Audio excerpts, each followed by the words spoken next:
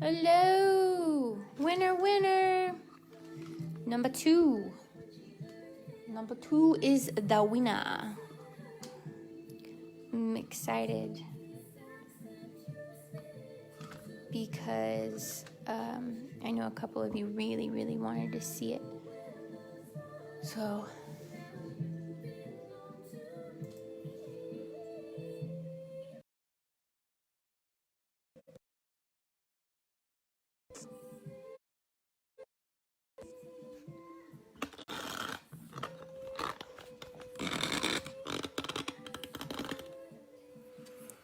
I'm going to wait for a few people to come on. I was going to talk a little bit about the background of this person. So once I get a few more people, I will start explaining who Cleo is. Todd's excited because Todd voted for this one. So I'm very excited for that. I'll try to keep an eye on comments. Comment away, that helps out a lot.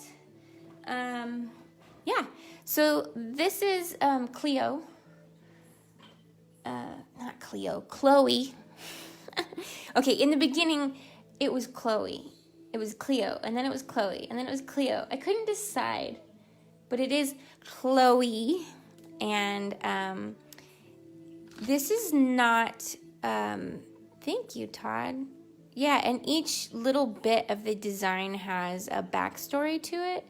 So I'm going to go through the background.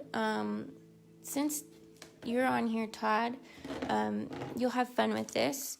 If you're here, say hi. A lot of times it just shows me a number and I don't actually know who's there. But if you want to secretly be watching, that's fine too. I'm going to go through a little bit of the background of how she was born. So a lot of times I sketch stuff out and I'm not sure, hi Inez. I'm not sure what they're going to be. Let me see if I can find. Okay, so this was my very first drawing of her. She just kind of appeared in my head. This is my sketchbook. It's one of my first ones. It has a lot of the really important sketches and character designs in it. So I kind of redrew her here, but the thing that I loved were her eyes. I loved that she had the rags around her neck. The rags are really, really important for the storyline of who she is. Sorry, I'm just turning down the music a little bit. So a lot of who she is has to do with the bandage around her neck. She is not completely connected, which is kind of creepy and has a lot to do with the story. She's also known as the experiment number 8. Little heads are what her people are called, and there are more than just Chloe. There's 8 altogether, and she is labeled number 8. So she is certain that that she was last. She was born last, built last. This was when I started experimenting more with who she is, coming up with this idea of her, and then souls getting lost in other realms. When there is trauma, the souls must be brought back to the body to get integrated back into its whole body. So this is me making notes, coming up with ideas. I was thinking about her having a spirit animal. I decided on a coyote. Coyotes have a soft spot in my heart because of my dad. When I visited the orange groves, there were coyotes, and my dad didn't like them. but there was something about them that seemed important or special. Like they were hated because they would eat our cats and dogs and attack us and things in the orange groves. They were wild. There's been times where we ran across packs of them. So this is before I really knew a lot about my story. And since Word Splurge, if you're a writer, you should check that out. I'll put a link, or maybe someone else will. Since writing more on my story, I've learned a lot of different things. I started going into the idea of figuring out more about this spirit animal. His name is Yam, and he's adorable, if I do say so myself. This is the best drawing of him. I have not been able to replicate this adorable smile right here. I'll show you what I have, though. But this symbol here that you see a lot of in my work, this symbol means that somebody has dealt with death. And no, not dying, but death, the actual person. They've made a deal with him. They've met him. They've talked to him. Death has come across them in life, and in a way where they didn't die. Death makes a lot of deals behind fate's back, and he's really not the person everyone thinks he is. So if you see this symbol, you know that character has dealt with death or been around death, or more than likely made a deal with him. He wanted something from them, and they made an exchange, really. So Chloe is a very lost person. They don't have feelings or emotions, but Chloe does. Not a lot, but just enough that she starts getting curious about her life. So I decided to put her in color for more of a concept. So this was my first color idea of her. It's a watercolor on paper. She wears a straight jacket, kind of like a overall dress. That also has some significance to it, because I can't give away too much of the story, but eventually she finds out that she may not have been experiment number 8. So from there, I just went straight into this. So this is the young Chloe. This is Yam. This is the original that I painted on wood. Now, the symbol is not on her in this particular piece, but it is still around Yam's neck. Yam is a mystery character. He's a spirit of some kind, and coolest part ever, he's a time traveler. So not only is he this spirit animal and a guide, like a shaman type feel that can go through other realms and time travel, he's going to help her out through her journey. Her journey is very, very painful, but amazing at the same time. I do have prints of this one available. I'll put a link in afterward. Yam is a badass, to be honest. The way he talks in the books is hilarious. With his teeth, he's got like a little, like, hissy lisp almost, with little growls and yips. Yes, orange for this is so important. And it's funny because a lot of times we make color something we don't realize. And, you know, when it comes to the rooted red and into the orange, which is really, for me, that idea of, you know, coming from the womb, and her trauma starts with her childhood and her mother. So from that point of being young Chloe, I know this is a lot of background, but hopefully you guys are enjoying it. I drew this other character, not realizing, I'm going to try to back this up a little bit. I hope it doesn't ruin it. I drew this other character, not realizing who she was. Now, funny thing, when I started drawing this, started drawing just the crow. I was practicing crows because crows also have an amazing meaning to me. And it's funny because all of the things that my dad felt were pests, he used to call them flying rats. And yes, he would shoot them because they would mess with the orange groves and eat stuff. And he was a wild man. So for some reason, these animals that he traumatized, like the coyotes and the crows, ended up being very meaningful to me due to my own trauma from my father's suicide. So I couldn't draw past the crow, though. Like, I couldn't draw the rest of them. These symbols are in a lot of my work, too. Sort of an unknown soul language, if you want to call it that. I swear someday I'm going to get a real tripod. Okay.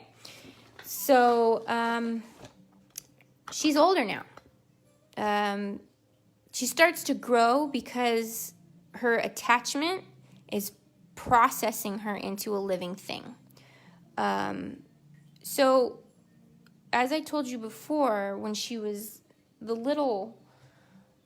young one, she was not attached to herself. The little heads have no feelings, no emotions, no thoughts of their own. They're programmed. They are soulless, moving beings, unable to make decisions for themselves, children of the mother. And she, like I said, is slightly attached by accident. She was supposed to be completely cut off like the rest of them. So here, her older is because her and Yam had started to time travel, started to find out more about her past, her mother, why she was detached, why they were detached. So now instead of the bandages, because she's starting to reattach on her own through her growth in understanding her past and her mother and her trauma, she's got more of a scooped, oh gosh, I can't think, what is that called? The infinity scarf type thing around her head and her neck. She also has come up with this awesome jacket. It could have come from several people. Your guess. Was it the Peking because he's an amazing tailor? Was it one of the two tailors, Dart or Hemlock? They are the tailors to the queen. But maybe she met the seamstress, who I finally have a name for. Who knows? But this is a well-made jacket, so she must have run into somebody. And I created this jacket to look a lot like ribs, a collarbone, a sternum, these being that she's a warrior now. So like I said, there is always an idea behind my designs and sketches. So, long-winded story, boom! This is the color version. You can tell much more about the bones. I tend to use red and gold a lot. She's got a blue stripe here that she didn't have before. This crown part got a little bit less intricate when I did the watercolors. Thank you, Todd. That means a lot coming from the ultimate world builder. And Todd is an amazing editor and world builder himself. and I'm super excited. He's going to be diving into my short stories, which will be little background stories, interesting small adventures, storytelling from the character themselves to you, to get more of an idea of who they are, where they came from, small pieces that won't be in the book, small pieces that will be in the book. Hopefully you will fall in love with these characters as much as I have. Frog pot. So, I am using my own work as a reference. I'm using both the original watercolor of her older and the original acrylic on wood of her younger. It is totally fine to use your own work as a reference. A lot they would be cheating if they did so. And I want you to know absolutely not. Absolutely not. So here we go. As you can see, the beak is not as nice as this one. This is a rough white colored pencil on black gesso. Okay. So this is what we're doing. We're going to start adding color to this. I know Todd was very excited. I've actually talked to Linda about this character before. She seemed quite intrigued. It is really hard to redo something. So sometimes the face is not always similar. I do have a close connection with this one. I will stop talking so much and start getting some painting going. I've already picked out some brushes. Thanks, Linda. If you didn't reference your own work, how could you find consistencies when necessary? Exactly, Todd. And I have to tell you, one of the biggest fears as a artist for me is consistency. I'm not a fan of painting the same thing over and over again, but I've found that doing that with my own characters is different. Because every time I do it, I change a little. Every time I do it, I come up with a new reason or a new idea. I do have a crow in my story named Raddock. He is very evil. I'm sure there's a reason for it. But, you know, maybe that's his head. Shh, I don't know. Who knows? I don't know. I honestly don't know.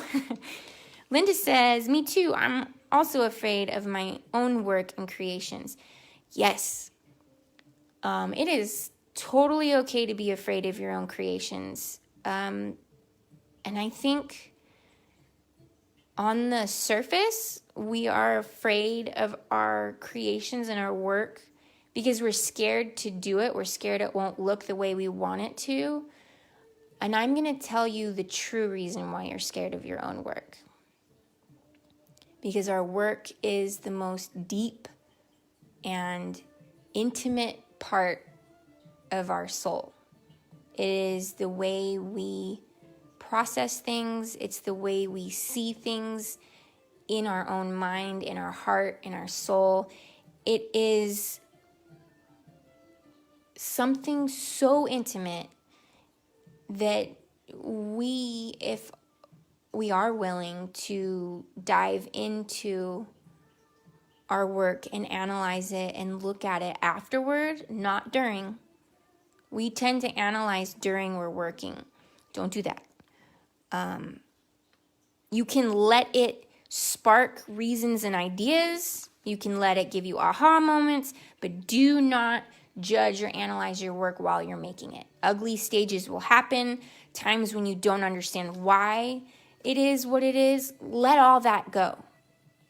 It's almost like just allowing yourself to breathe through the art and analyze it afterward. When you sign it and you know you're done, then look at it, then sit with it, then talk to it, then hug it, then hold it, then kiss it, then walk away from it, hold it to a mirror, take a picture of it, sit and think about it.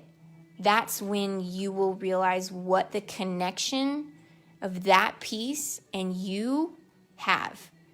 And that's when you'll start to get less scared of your own work, less intimidated by your own work, more understanding of why. Our fear is always because we worry we're not artists, or we worry we won't be good at it. But the truth is, your art doesn't care if you're good at it or not. Your art's helping you find yourself. Okay, I'll get off my painter's box. Because it's definitely not a soapbox. All right, where are we going to start with this? I know Shannon wanted to see this one because she wanted the color. Like I said, I tend to hop into the first color that makes me feel good. Today, I am really feeling the red, which is good. I think I need to ground myself and root into where we're at. So I'm going to start with red. And like I said, I'm sorry that when I'm pulling out my colors, you can't see my palette and the mixing. Because I'm sure if you do watch and not just listen, which I'm cool with either one, you know, while I'm sitting here pouring out paint, it's pretty boring. I swear I'm going to paint my nails. I swear I'm going to buy white paint and black paint. Oh my gosh, guys, I still haven't done it. So we're going to work in different tints and tones of, and let me know if I'm too loud or whatever, too quiet. And if you want to be brought onto camera, I've never done it before, but if you want to be brought on and talk and ask and have questions, if you feel like you can't put stuff in the chat because your question is too deep, let me know and I'll push the button and we can see what happens. But if not, that's okay too. And if you do have questions, throw them in the chat if you want to know more. Right now I'm pulling out some white to make sure that I can mix it if I feel I need a lighter color. My dog is upside down and it's adorable. Black. Got my yucky towel that I love oh so much and helps me with things. All right. So I have no idea how long I'll work on this piece. I'll just go until I feel like I can't go anymore. I'm going to make an announcement on my Remind so that they will know that I am live as well. That way if somebody's working from home and they want to tune in and listen, they can. So, interesting enough, we're starting with red to get grounded. Sorry for the pauses. I'm still working on how to make this happen. This is my third Finish It Friday. I think 1, 2, third, fourth? I don't even remember. Yep. And I've finished one piece, started a second piece that needs to be finished still, and then you voted for this one.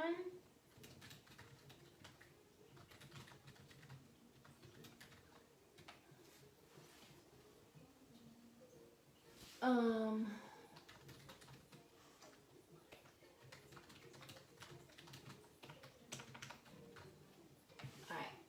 no more interruptions, just painting now.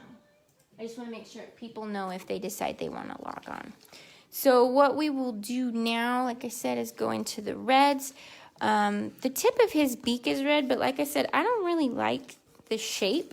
I feel like I need to change that shape up. So I'm going to go in. I just use a regular like white colored pencil for this. And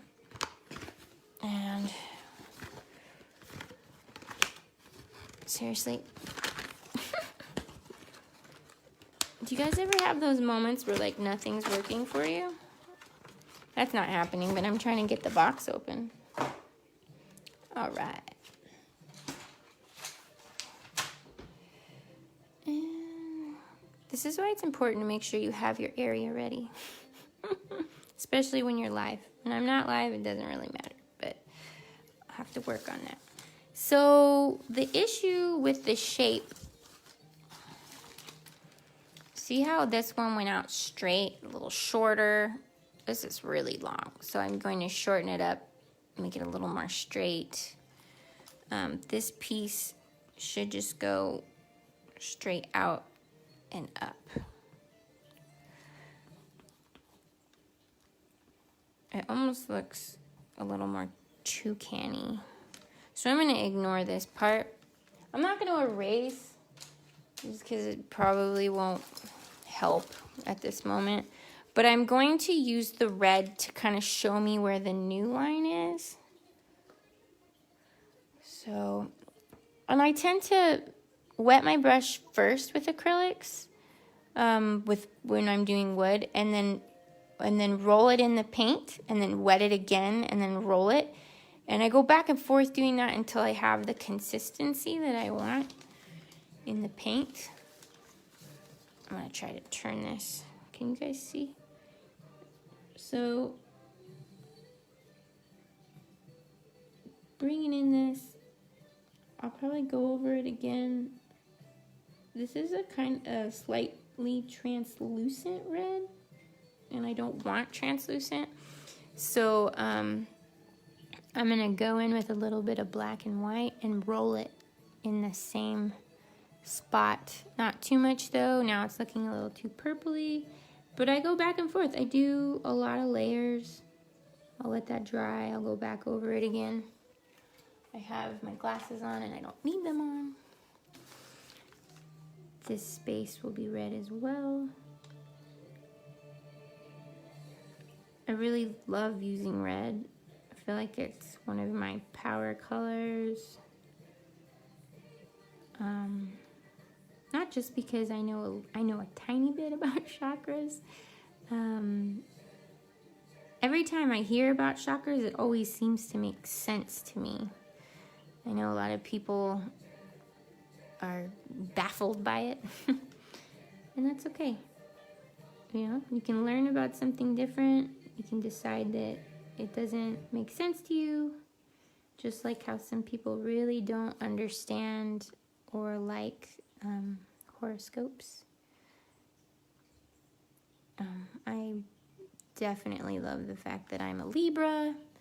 I think it's funny that there's connections with being a Libra and also being a Hufflepuff.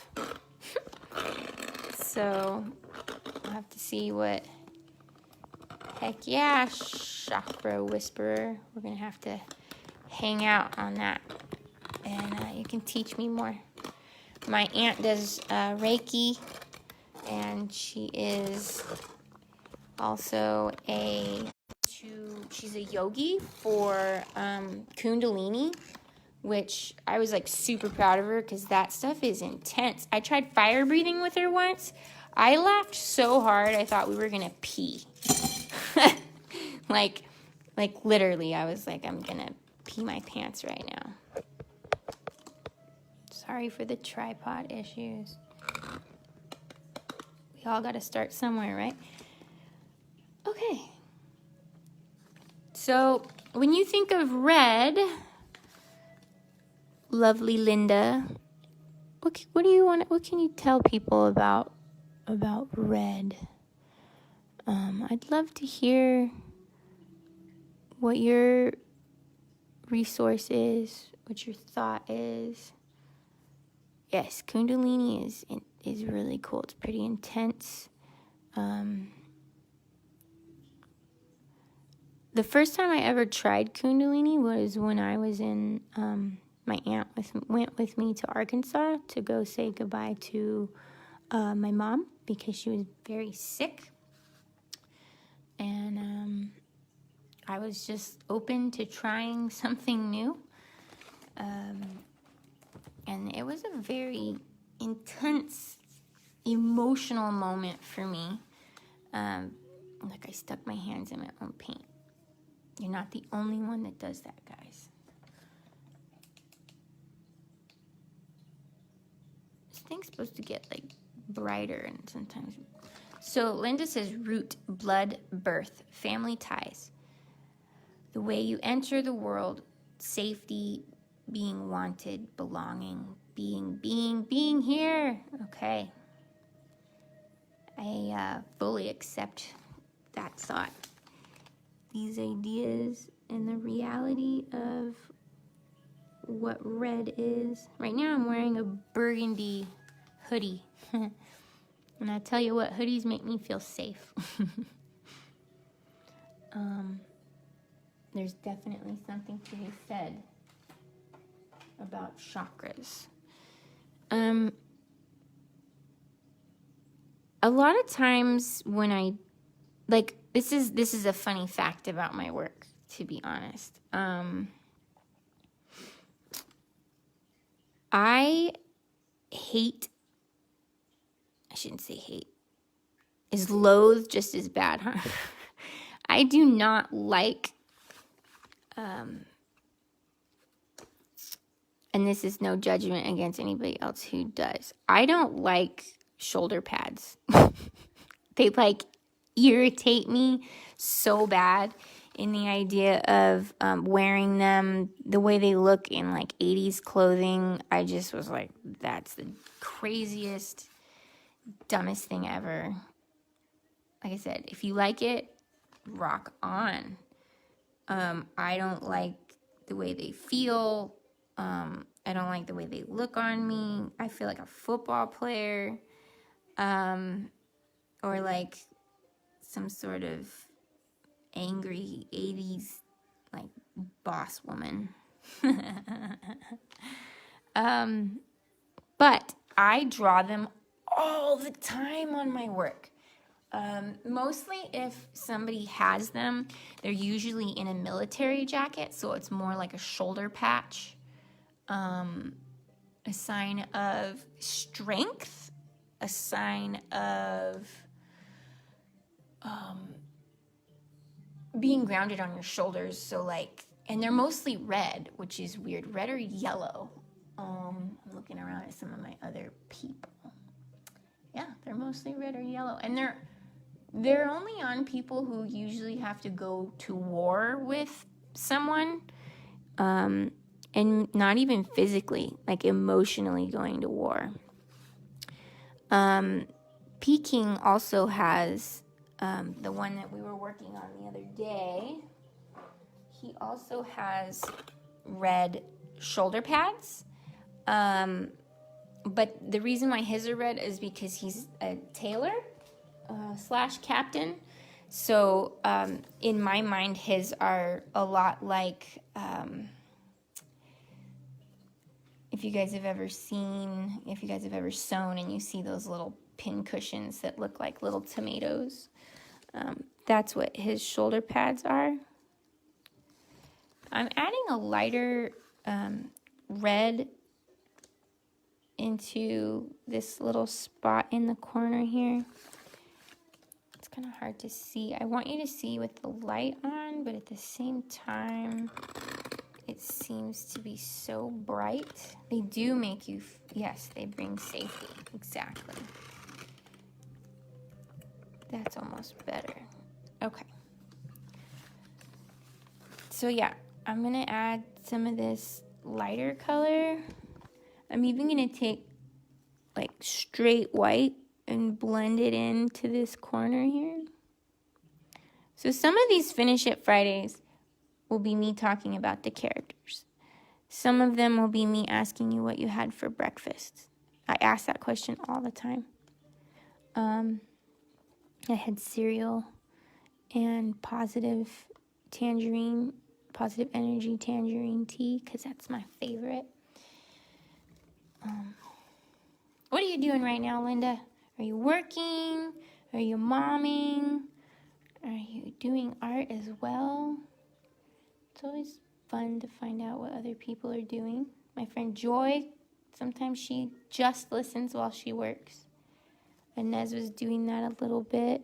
I'm sure that Todd is editing. He's got an amazing job doing editing. If you need someone to edit, something, let me know, and I'll hook you up with a great editor. If you need something published, might be able to talk to a publisher that I know. If you need help with healing and that sort of magic, Linda can help you. I also know Shannon, who's very good. I think it's really important for us to give props to all of our supporters, the people who support us. We should support them back. So her jacket is actually kind of a watered down red that's a little bit lighter. So I'm going to go in with a different brush. Sometimes I make the last minute choice to paint the whole jacket and ignore the patches and bones and things because I know where they go. She's building out some PDF worksheets for a new class I'm making, Healing the Emotional Parent. It's for parents in the 3rd and 4th trimester. That is amazing, Linda. Little claps for Linda. I won't do big ones because I'm afraid I'll knock something over. Little claps for Linda. That's great. And if anybody who hops on here who's part of my tribe, my friends, my family, feel free to put a link in for whatever site or workshops you're doing. People are always scared to promote. And they're scared because they don't want to seem like they're hard up for money. They don't want to intrude. If you know people who get mad at people who post and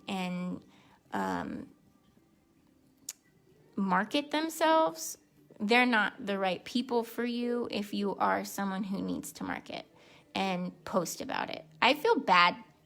I feel bad that I'm always posting my sessions, I'm posting my work, always trying to reach out through, and I've hit a wall on Facebook where I almost don't have any new people for, it's like I'm posting to the same people all the time. It makes me super nervous. I feel really bad. I feel like an annoying person. But the truth is, this is my full-time day job. I need to make more money. And I'm terrified to admit that I want more money. It's scary. I always felt like there was something wrong with that. I should never continue to be like, hey, I need money. But I do, I don't have a 9-to-5 job. This is it. Me painting, hoping people will buy. I have a lot of really amazing supporters. I'm not going to call out names just because I don't want to make other people feel awkward for being in it or not being in it. But you know who you are. And thank you so much. For some reason, I think for women, working and being entrepreneurs of their own business, this is turning out pink, which is fine because I think that'll be a good base color. She is a very feminine yet strong warrior girl. And I feel like sometimes people feel like pink is a girly girl color, but it can be a warrior color too. Just look at Jigglypuff. Jigglypuff? I always say it wrong. Yeah, but I need money. And you know what my money goes towards? Money makes me feel like I'm confident and good at something, that I'm not just, and even if you're married, I tend to feel like that's my husband's money because he worked hard for it. And yes, we share, and there's no problem with that. He's very open with our money. But I feel like it's his money because he did so much with it.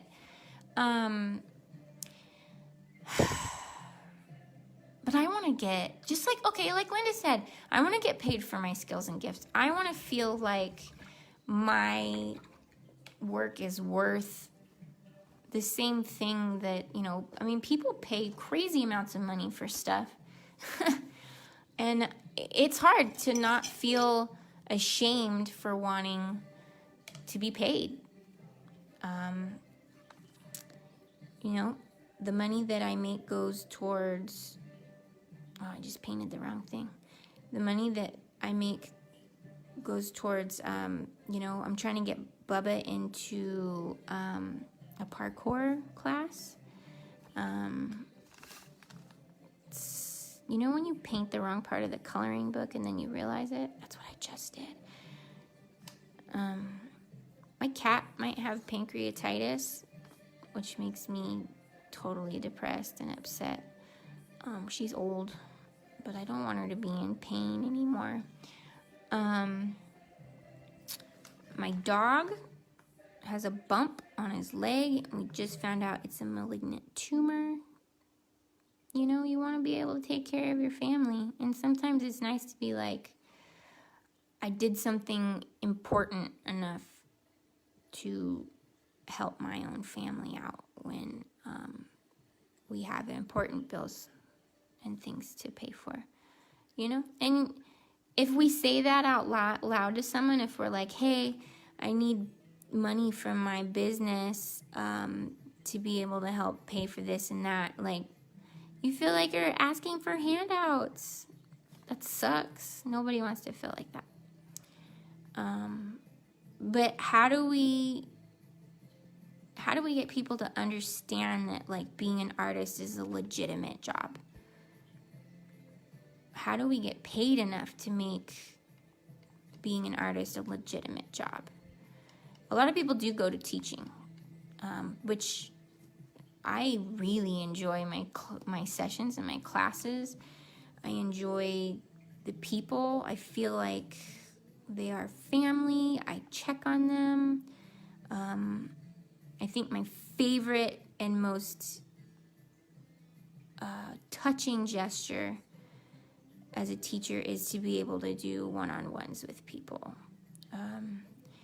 I've done 2 legitimate, like, hour-long one-on-ones to help people with different parts of their lives. That's the cool part, is that one-on-one is like based on what they need. Not everybody needs the same thing with art. And I can't call it art therapy because I'm not a therapist, but I'm definitely leaning into finally admitting and saying, like, it was hard to be like, I'm an artist. Now I'm having to take another step and say, I'm a energy healer using art. I heal people's energy and help them have aha moments with their life through art. And that's like the coolest thing ever, because that changed my life. It saved me from feeling worthless. It felt like because I was horrible at writing and reading and bad with math, coming out of high school, I was scared to death. What was I going to do for the rest of my life? I picked fashion design, and that was totally fun and totally worth it. But it didn't fit with me. I wasn't a cutthroat businesswoman. Didn't want that. And I felt like fashion had to be that way. That, or you just were in some sort of in some sort of fashion part that had nothing to do with the art of it. You know, I didn't want that either. So she's looking pretty messy right now. And this is the part where you're like, oh, what am I doing? This looks awful. But it's okay to struggle through the base coats. This is kind of when I think about the deeper junk. This is in life. This is like before that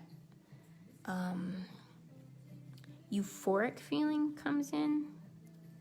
Once you get past the messy part and you've really been into it for a while and your mind starts to go quiet, you can focus on the paintbrush strokes. Focus on the details that you start putting in, because you're not getting very logical right now. I should have got myself some water. Still been feeling kind of sick for some reason. Headache and stuff. A little bit of a sore throat. But you work through it. Can't sit around and be a potato, even though I like being a potato. I love playing video games and being a potato on the couch, but sometimes it helps me not get depressed, and sometimes it does the opposite, because I start to close myself off. It's really hard to claim our own worth. I think that's something that Chloe goes through. She doesn't know how to claim her worth because she doesn't know what she is. And it's not just who she is. She doesn't know what she is.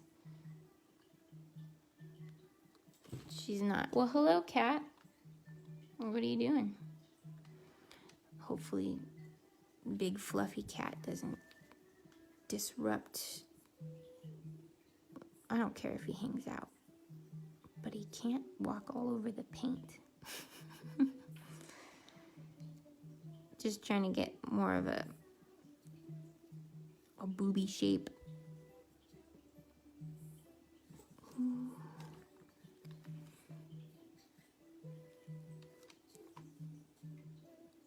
Do any of you feel the same about struggling to claim your worth with your skill? Do you ever stop and just think, am I actually that? Do I actually know what I'm doing? Should people be paying me that much? So I'm letting this stay messy, but I am adding some black to clean up the lines so I can see what's what.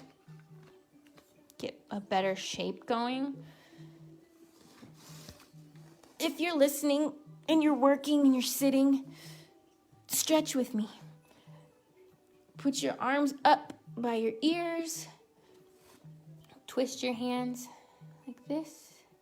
Stretch up and push your palms together. Lean to the left. Lean to the right. Yeah! Used to be stronger, but these days I'm really feeling good about my worth. Woo! That is awesome. Thank you for sharing. Move your shoulders around. Linda, you always have it in your shoulders. Deep breath. Breathing out the awesomeness, because we are worth it. And we got to stretch if we're sitting. Move your neck around. Put your hands in fists of awesomeness. And stretch your elbows back to your back. Whatever feels good naturally. That stretchy, burny feeling. Like you never use those muscles. It's good. I have a bad habit of sitting in crisscross. I'll fold it up. I have a really hard time sitting with my legs and my feet flat to the floor. You need some red shoulder pads? All right, Linda, let's do it. Pekings actually have pins in them. These ones will have gold rivets with gold tassels. Red and gold, baby. You could make them to match your earrings. Make a new matching red rooted crown. Ooh, bone shoulder armor. I'm gonna have to take a closer look at that because that sounds dope. That makes me think of ancestral, oh man, I really like that idea. That's great. I do have one birch on who was actually vote number 1. He has acorns, like giant acorns for, reptilian. Yes. Yes. Snakes and things. Yeah, Bertrand has huge acorns for his shoulder pads. And he is a man of water magic.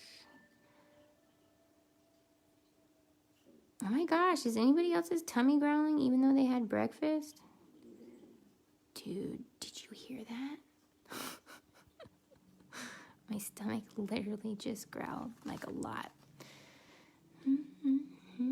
Thank you for being so talkative, Linda. Don't feel like you have to either. I just sometimes feel like live is weird. Sometimes I just feel like I'm talking to myself. And that's when I'm like, do people really want to hear this? Pretty much what you guys hear when you are here with me live. Alyssa! I do that when everybody comes on, and it doesn't mean that your worth is any different. It's just that I love all of you. Sarah! Yay! And you guys don't have to talk all the time. Even just the hello or hi, even if you say hi and then like go away, log off, that's awesome. Just knowing that you're here makes my anxiety go away a little bit. Yeah. You're hearing my mental gremlins out loud. You're hearing my creativity out loud. You're hearing my self-doubt out loud. You're hearing me talk about. You're hearing me make silly jokes because that's kind of just how I am. You'll hear me talk about things that are sad, things that are happy, things that are goofy. You might see a cat butt. I'm leveling out. You see how this shoulder is going low and this one's going straight? That bugs me. But remember, what are we in? The ugly stage.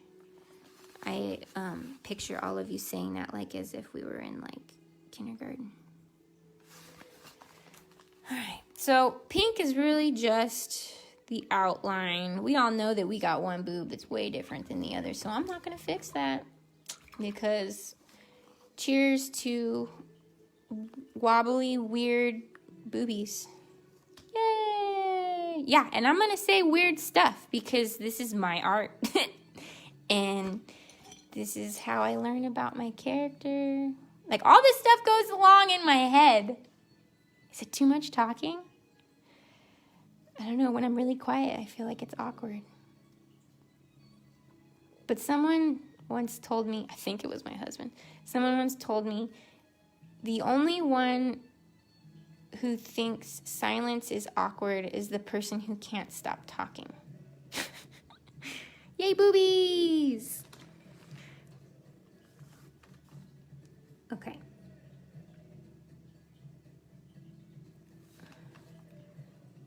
So I might end up, I'm making the painting go back over the edge. Why, thank you. I'm not good at being quiet. Usually if I am, you know something's wrong.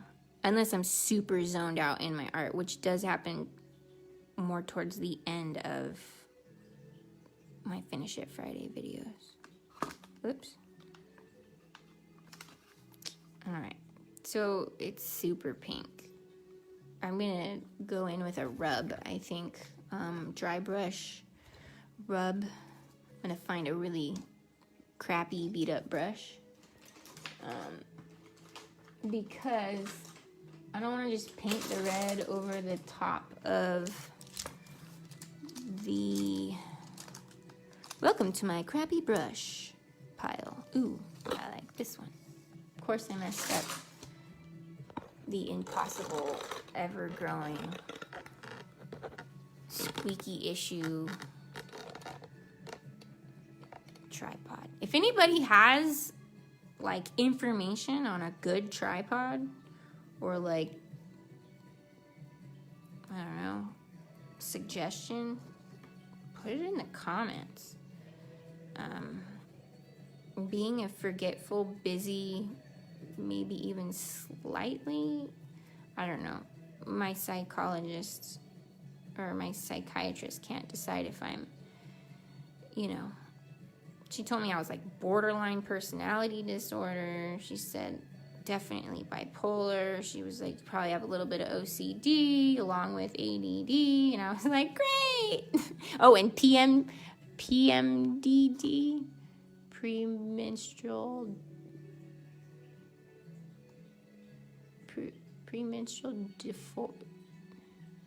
dysphoric dysfunction. Why are they all called dysfunction? Jeez, it makes anybody feel like crap. Disorder, dysfunction, illness. Ugh. Can't we just call it mental difference? Yes, thank you, Alyssa. That's another reason why I need people to be on here and talk, so that when I can't think of what the heck things are called, you guys can tell me.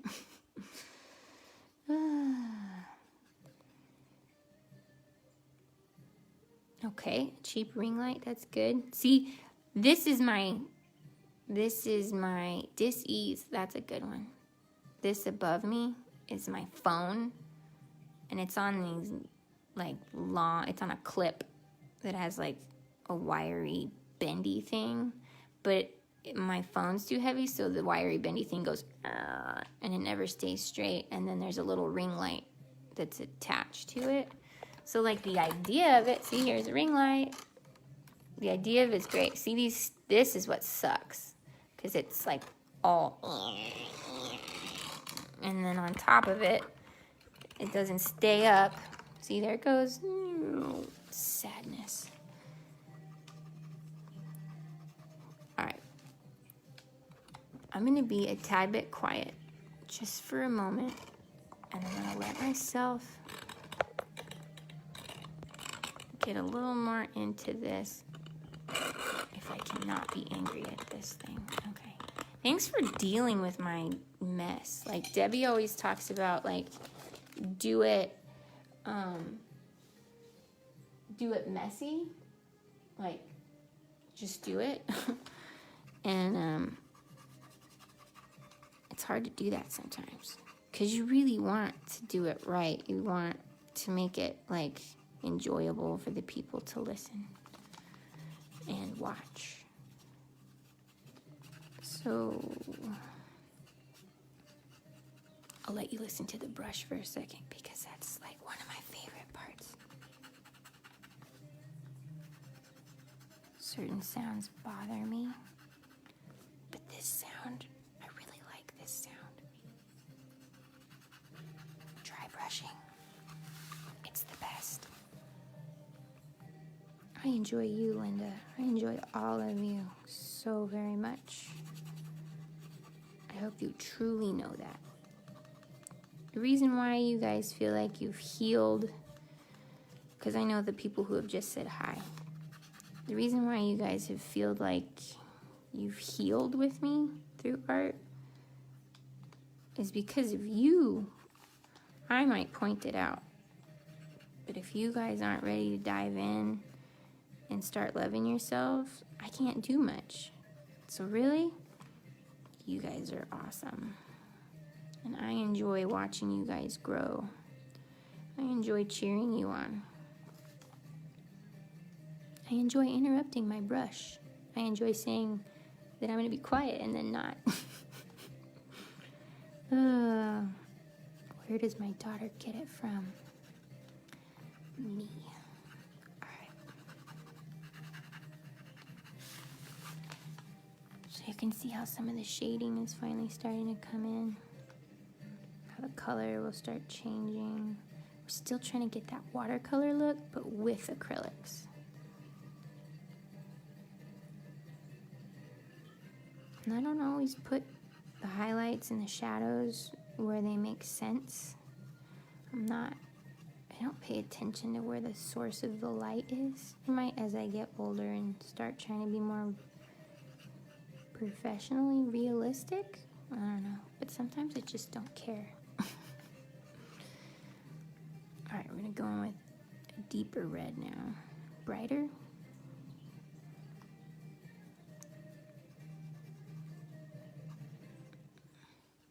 I've thought of making diagnosis badges. That way you feel like a Boy Scout of self-discovery. Alyssa, that is such a great idea. Oh, man. Or enamel pins. Oh, enamel pins. So you could wear what all your stuff is and just be like, I don't give a shit what any of you think. This is who I am. This is what I'm dealing with. Oh, yes. Alyssa, that's a brilliant idea. See? You guys are growing into your inspiration. A lot of times we're scared to say out loud what we have an idea for because we're like, oh, what if everybody else thinks it's stupid? But who cares what they think? I think you guys are geniuses. And I think that you guys are going to help all the other younger girls and boys realize it's okay to, give breath to your ideas. Give them life, just like Chloe had life. I'll tell you guys a little story secret. Chloe was once fully connected to her mind, body, and emotions when the mother invented her so she could have a child of her own because she was lonely on the earth all by herself. She created Chloe as the very first experiment. But I think I need some yellow. It's calling to me right now. I need some yellow. Excuse the banging. All right, here we go. But after the mother invented her, kind of like how Sally was made in Nightmare Before Christmas for, that one guy, the doctor. So once the mother had her and they were living and, she started to notice that when her experimental child, thank you, Linda, yellow, she is ready for her personal power. Whoop, whoop. Leslie! Oh, man, I've missed you so much in Word Splurge and just in general. So we're talking about my story, my book. We're talking about background of this character. So her mother created her because she was lonely. And she was fully connected to her body, fully connected to her mind, her soul, her emotions, her thoughts. She was like a true human. And the mother loved it. The mother loved her. The mother loved it.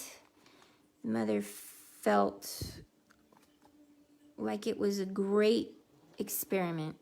Like she really found someone to share her life with. But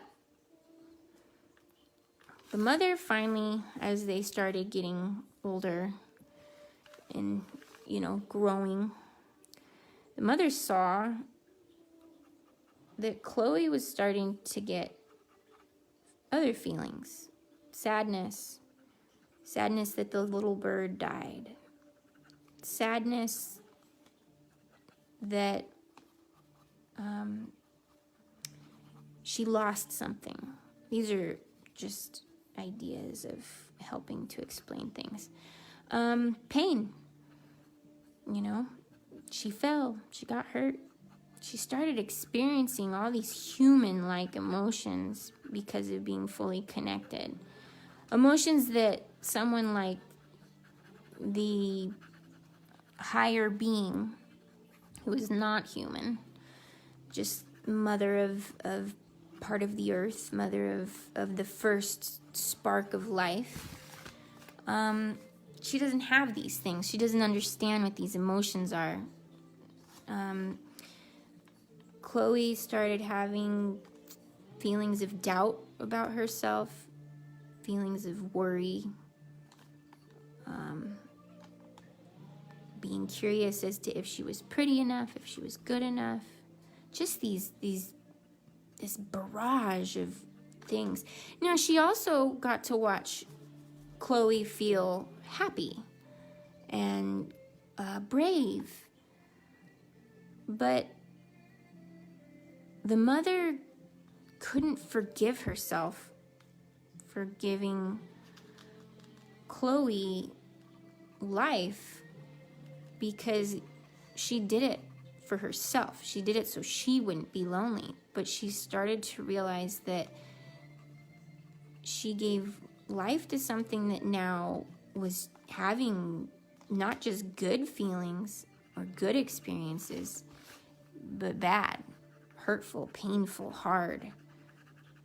And because the mother didn't understand that that was part of life as a living, breathing, thinking, feeling being, she gave experiment number 8, as her mother redefined it, to hide the fact that she was once connected. She experimented on her again, disconnecting her, which is why she has bandages as a young little head. Disconnecting her completely, at least that's what she thought, from her emotions and her thoughts and her feelings, other feelings, her ability to think on her own, just completely disconnecting her, making her almost like a robot daughter, someone that she could spend time with, but that now Chloe couldn't be affected, good or bad. And she made the other little heads. Like I told you, there's 8 of them. She made the other ones. But when she made them, she was sure to not connect them to their souls and their minds. This is a hard story if you think about it. Chloe once had life, real life. But because the mother was so guilty and couldn't stand watching her be hurt, she took her apart. And like I said, the other 7 little heads, none of them were ever connected. She never connected another being again. But she only had life long enough to make the 7. So the 7 lived in a little village, now without their mother, doing the same chores and things over and over again, repetitive, living without a purpose. They all have things around their neck to show their disconnection. And they know that they can never remove that neck binding or they will fall apart. Essentially dying in their own little weird way. So, what we have with the rest of this story is that eventually, for some strange reason, Chloe starts to feel. She starts to get these weird images in her mind. She starts to remember things she doesn't understand, and she tries to explain it to the other little heads, but all they were numbers. Number 1, number 2, number 3, 4, 5, 6, 7. And she tried to explain to these other little heads that she felt like something wasn't right. She felt like there was something else to life.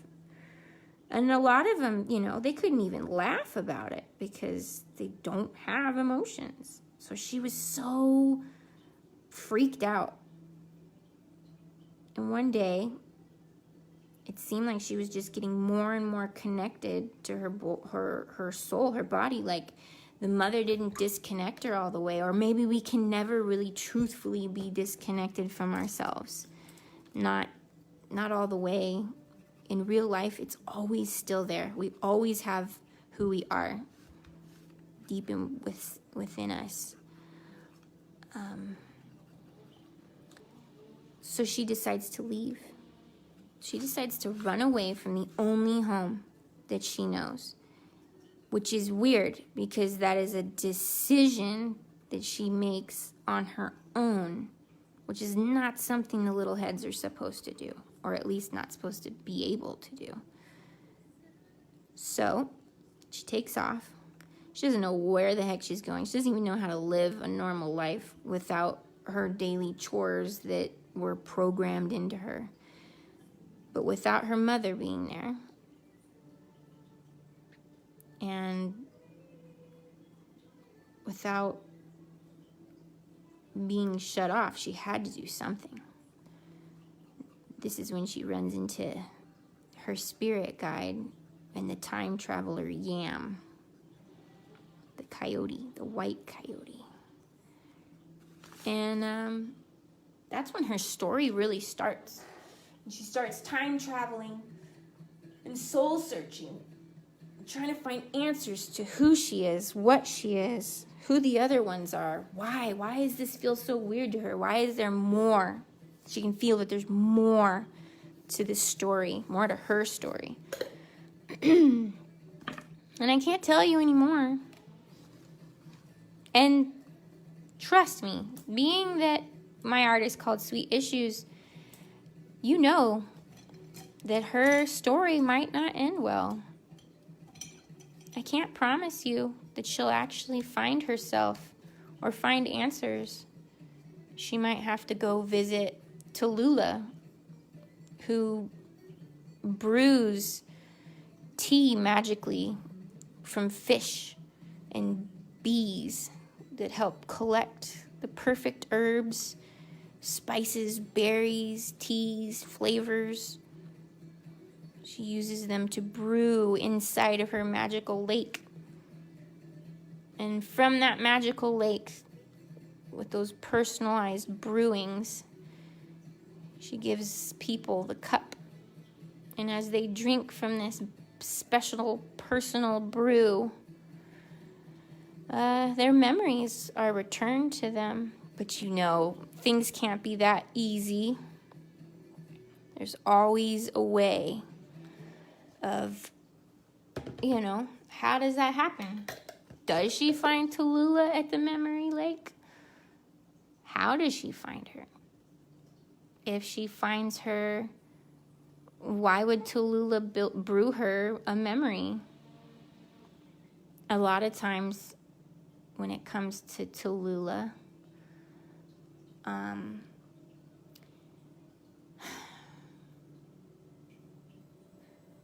bringing people's memories back is not always a positive thing.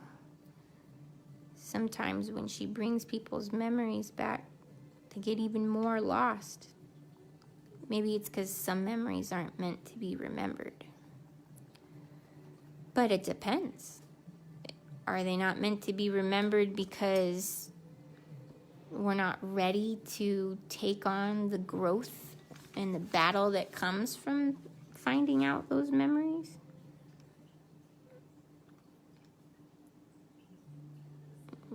Can't wait to actually be able to write my book. I don't even know where these stories come from. It's like they just drop out of the sky into my head. I've tried to explain these stories to people and they get very confused and lost. What do you mean? How did that happen? And it's mostly because my world is so magical but also there's a lot of like emotional realness to it. It deals with a lot of deep, dark things that people don't want to think about. So I think it's hard for them to understand why certain characters would do certain things or whatnot. I do hope Chloe finds out what she needs to find out. But what do you do with that information? What do you do when you find out the truth? Do you grow? Do you hide? Do you choose to forget it again? Do you fight to change? Would you change the past? Would you leave it? Thank you, Linda. That means a lot to me. It's hard. I need to know, like, we all want to know that even though our art is for us, no matter what kind of art it is, we all just want to be accepted. We all just want to know that people understand. I want to teach people seeing things from other people's perspectives. And you can't change the past. But what if you were in a magical world that could? Would the people who do choose to change the past be evil characters? Would the people who choose to change the past be naive?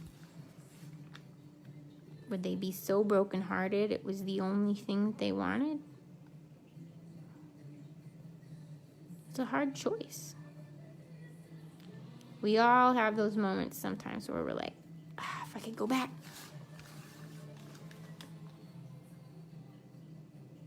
Can't challenge time, but my whole book is about challenging fate. The whole book is about, can you battle to change the cards that fate and life have drawn for you? Will your deck stay the same? I know from personal experience that even if you're handed some really shitty cards, when they say the cards are against you, even when you're handed some really shitty cards, like, you can get through it. You can change it. You can shuffle the deck, play again. But you have to choose that. You have to choose to play another hand. You can't get frustrated that you lost. I've lost many times, and I've kept shuffling and shuffling and replaying the game over and over and over. And I think I've finally won. But doesn't mean I'm going to stop playing the game. And hopefully, it's hard because when you say that you're a healer, which, like I said, telling yourself you're an artist is one thing, but trying to explain that you're a healer or truthfully believe in yourself that you're a healer, that's a whole nother basket of crayons? I don't know. Because you always feel like, am I important enough? What do I know? I'm young compared to some people, or you know, we all have those doubts that, like, doesn't make any sense for me to be able to teach other people things. That's something I'm still working on, too. A lot of times when we see people that we admire, we imagine them being extremely confident, always correct, super brave. Like, I think of you guys like that. I look up to you guys. So it's always really hard to be like, do people really look up to me? Like you guys tell me that, and I'm always like blown away. I'm like, what? Well, I'm just holler.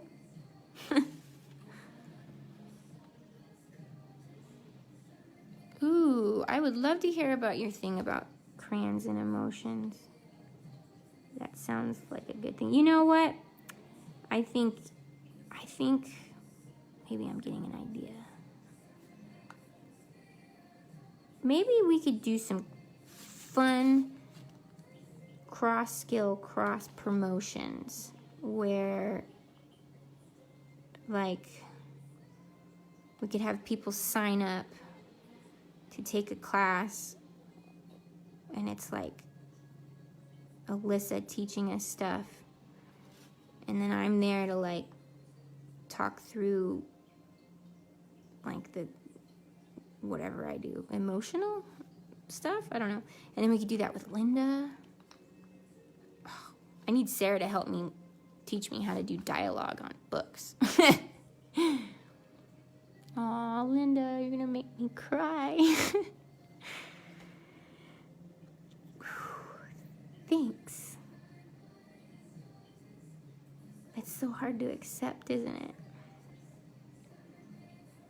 Like when I look at you guys and when I look at Debbie, I'm just like floored at the strength, floored at the determination, floored at the magic. Yay, Sarah. So, yeah, maybe if you guys are interested in doing like a combo workshop where we could connect each other's people, where we could both show off our skills, and make a fun classroom feel, and do freeform, you know, teach 2 skills at once. Let me know. Drop it in the chat, message me. Don't email me, I don't read my email. No, I'm just kidding. Kind of kidding. Instagram, Facebook, it's like the best way to get a hold of me. Unless you have, if you have Remind, you can get a hold of me through that.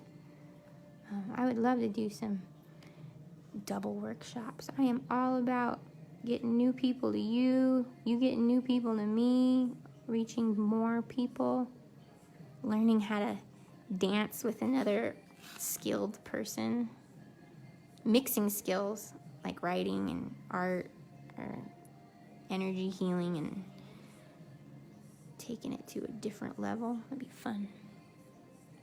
All right, Linda. Aw, my kindness and magic. Thank you, Alyssa. Oh, I'm gonna stretch again. All right. So this is what we got so far. A lot of talking. These things take a while. I'm gonna take a quick break, friends, so that I can get a drink of water and a snack.